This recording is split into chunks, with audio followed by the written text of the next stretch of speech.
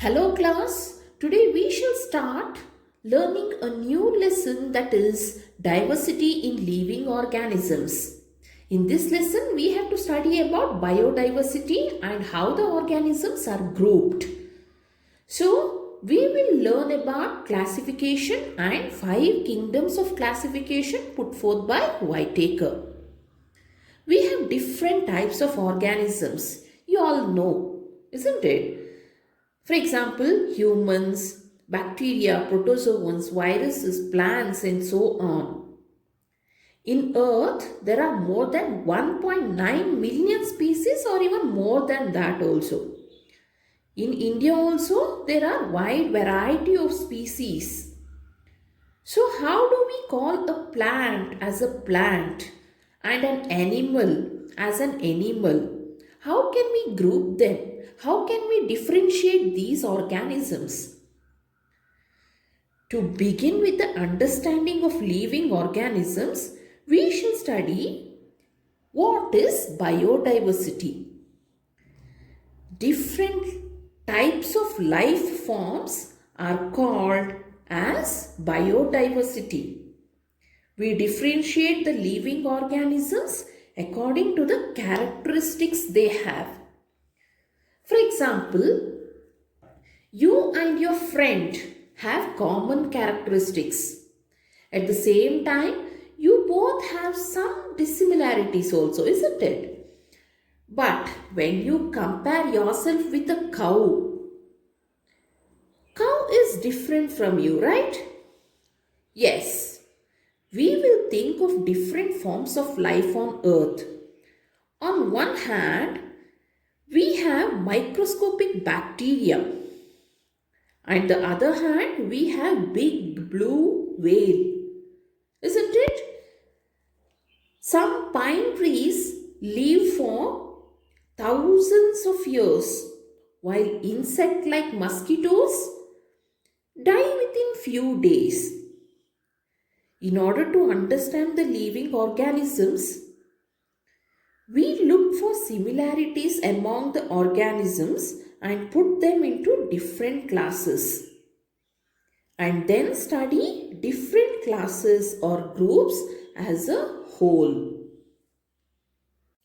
What is the basis for classification? Greek thinker Aristotle classified animals according to whether they lived on land or water or in air. But it was not appropriate. You know why?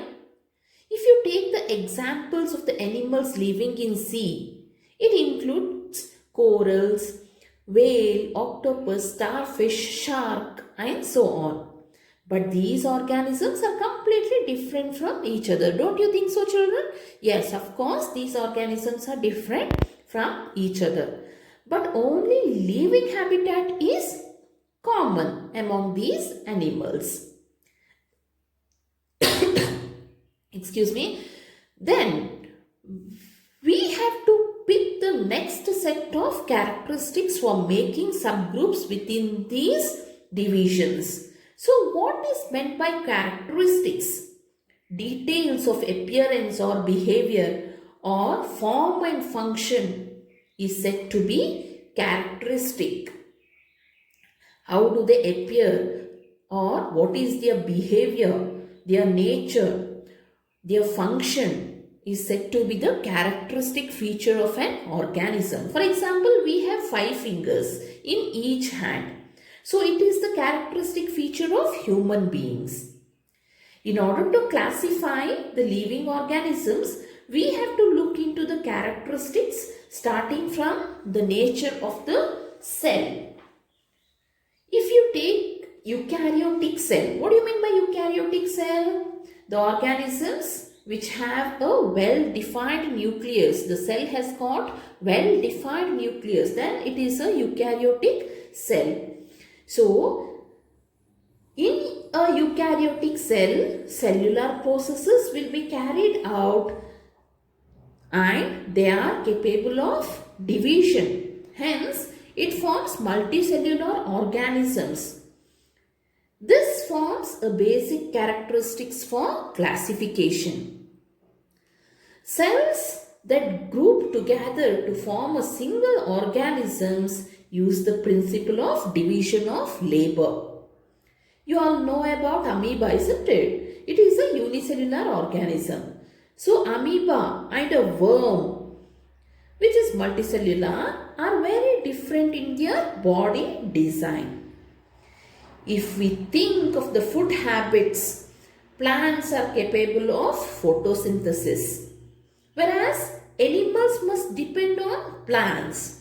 So their body structure or organs are specialized for different functions. Now, you all understood that each organism will have different characteristics or behavior, and accordingly the organisms are classified or grouped.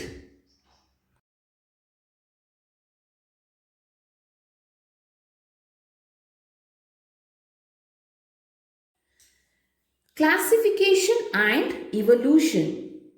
All living organisms are identified and characterized on the basis of the body design and function.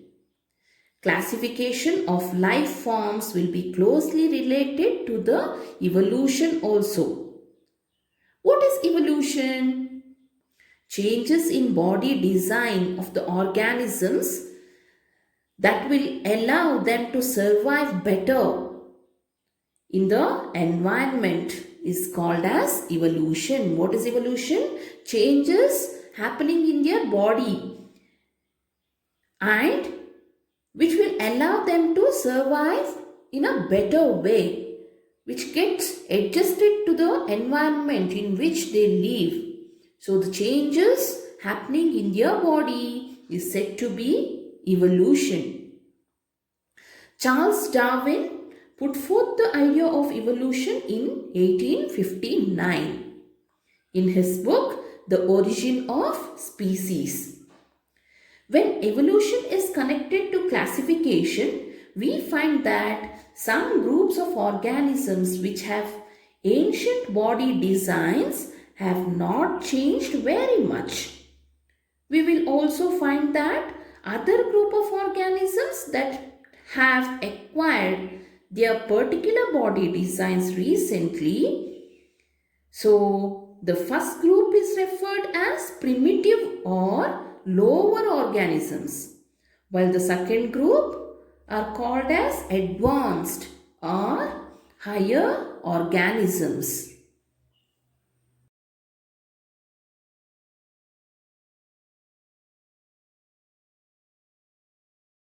The hierarchy of classification and groups.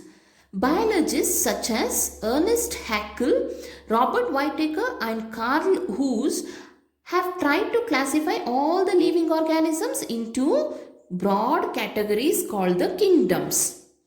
So the classification put forth by Whittaker has 5 kingdoms.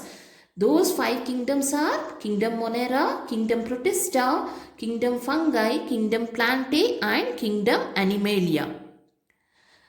These groups are formed on the basis of their cell structure, mode and source of nutrition and body organization. But Carl Woese even subdivided Kingdom Monera into Archaebacteria and Eubacteria, which is also used even now. So how the further classification is done? How the kingdom is classified further? It is classified further by naming the subgroups at various levels. Which are the subgroups? So each kingdom will be divided into phylum, class, order, family, genus and species. Okay, these are the subgroups. Which are the subgroups of the kingdoms? Phylum, class, order, family, genus and species. So, organisms are separated on the basis of hierarchy of characteristics into smaller and smaller groups. So, which is the basic unit of classification? That is the species. What do you mean by species? It includes all the organisms that are similar enough to breed and perpetuate. So all the cat belong to one species, all the dog belong to one species, all the human beings belong to one species. Understood now? Yes, species is the basic unit of classification. It is the first group or first subgroup. Okay? Next, let us study about the different kingdoms and their characteristics.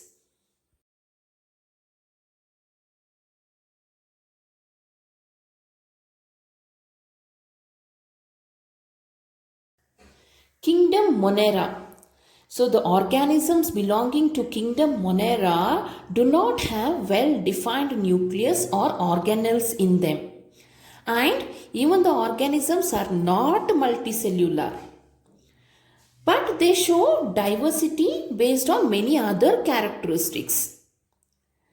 The mode of nutrition in the organisms may be either by synthesizing their own food, that is, these organisms are autotrophic organisms, or some other organisms are there which are heterotrophic, that means they had to get the food from the environment in which they live. So some of the examples of Kingdom Monera are blue-green algae or cyanobacteria, bacteria, mycoplasm, so anabaena. All these are the examples of Kingdom Monera.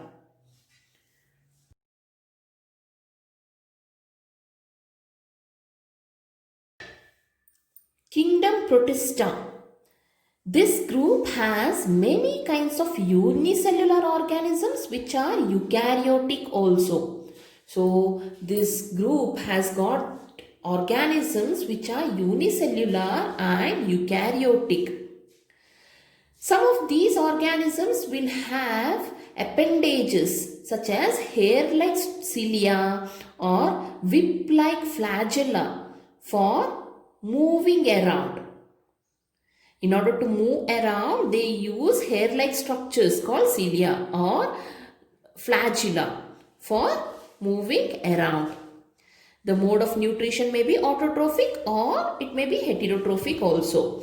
For example, algae, diatoms, protozoans.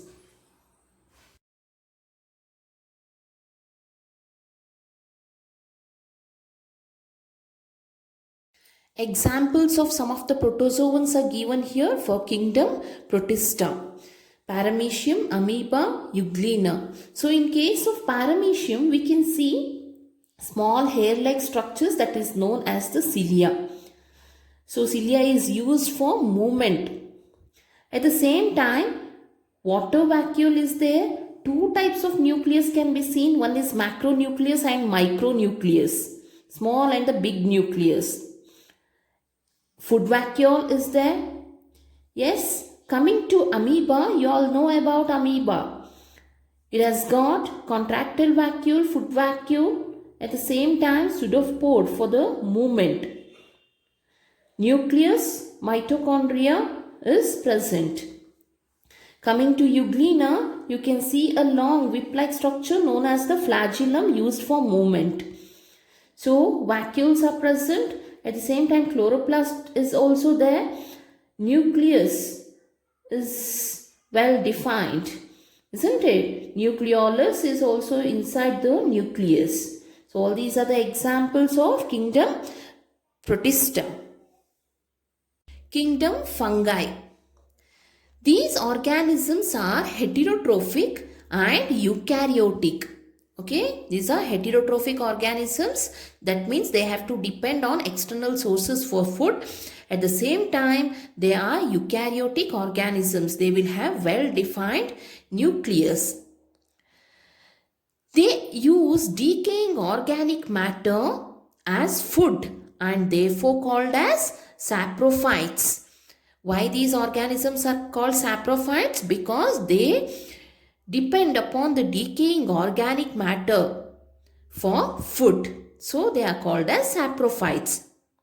Many of these organisms have the capacity to become multicellular organisms at certain stages in their life. Many of the organisms, if they are unicellular in the beginning, they divide and then become multicellular later on in their lifetime. They have cell walls made up of a complex sugar known as chitin. Examples of these organisms are penicillin, asparagus, agaricus, that is the mushroom, what you see here and there during the rainy season, is also an example of fungi.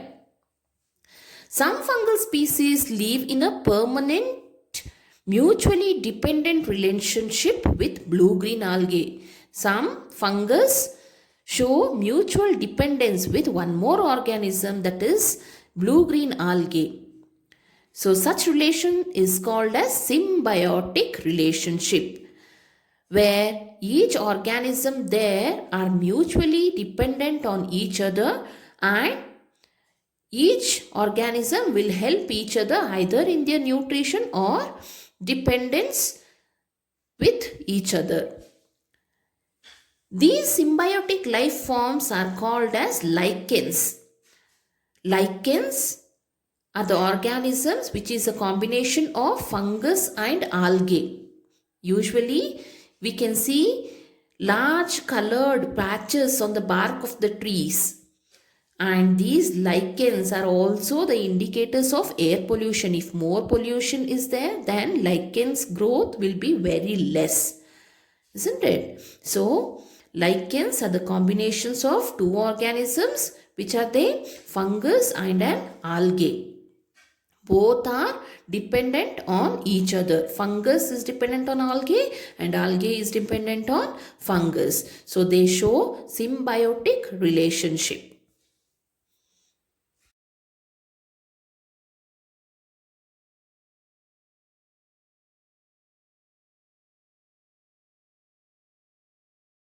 Kingdom Plantae.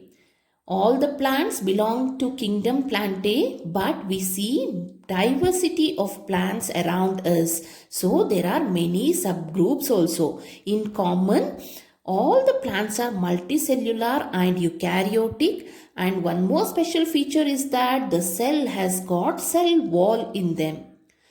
Plants are autotrophic, that means they are capable of preparing their own food with the use of sunlight and carbon dioxide, and they have the pigment called chlorophyll.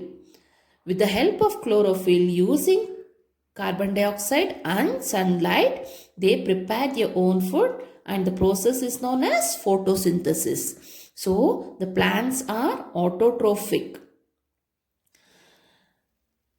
As I said, plants are many. There are wide varieties of plants around us. So we have to study their subgroups, and we'll be studying it later on in this chapter. Coming to kingdom Animalia, all organisms which are multicellular, eukaryotic, without cell walls are coming under kingdom Animalia. But these organisms are heterotrophic. So what is the difference between Plantae and Animalia? So in case of Plantae, the organisms are autotrophic, animals are heterotrophic. And animals do not have cell walls also. Even in kingdom Animalia, there are wide varieties of organisms. So there are subgroups among the organisms. This subgroups also will be studying later on in this chapter only. Let us see to the chart once again for the 5 kingdom of classification. Organisms are grouped into prokaryotes and eukaryotes. In kingdom Monera, we have the prokaryotic organisms which are even unicellular. Coming to eukaryotic organisms, it is found in kingdom Protista. So kingdom Protista will have unicellular organisms which are eukaryotic. Other than that, eukaryotic organisms are multicellular in case of kingdom fungi, kingdom plantae, and kingdom animalia. One more thing is that the multicellular organisms are grouped into presence of cell wall and absence of cell wall. So according to the presence of cell wall is present in kingdom fungi and kingdom plantae. Whereas in case of kingdom animalia, cell wall is absent. So in case of fungi, they do not perform photosynthesis, whereas plantae will perform photosynthesis, and it is very important. So is this clear about the kingdom of classification or the 5 kingdom of classification? Hope so.